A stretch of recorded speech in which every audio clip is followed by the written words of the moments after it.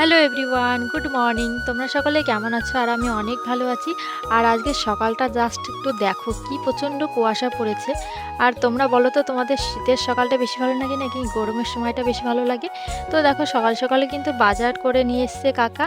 আর মা বলেছিল আগের দিন বড়ি দেবে, ওই জন্য সকাল সকালে, যেহেতু এগুলো সকালেই দেওয়া হয়, আর শীতের সময় কিন্তু অনেকের বাড়িতেই কিন্তু বড়ি দেয়। আমাদের বাড়িতে বড়িটা একটু কমই দেওয়া হয়।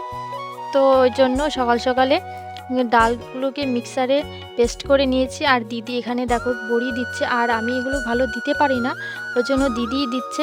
আর পাশে কিন্তু কাকিও দিচ্ছে।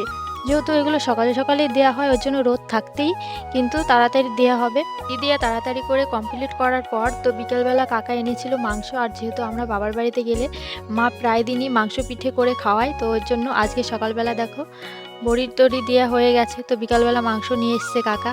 তো আর এখন মা বানাচ্ছে পিঠে। আর আমার মা কিন্তু দারুণ সুন্দর পিঠে বানায়।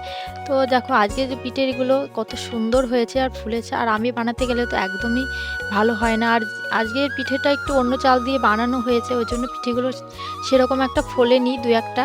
তো মাও তাও বলছিল যে কেমন পিঠে হয়েছে, মনের মতো পিঠে হয়নি। তাই আমাদেরকে বলছিল যে কেমন পিঠে করে খাওয়ালাম, ভালো হলো না পিঠে।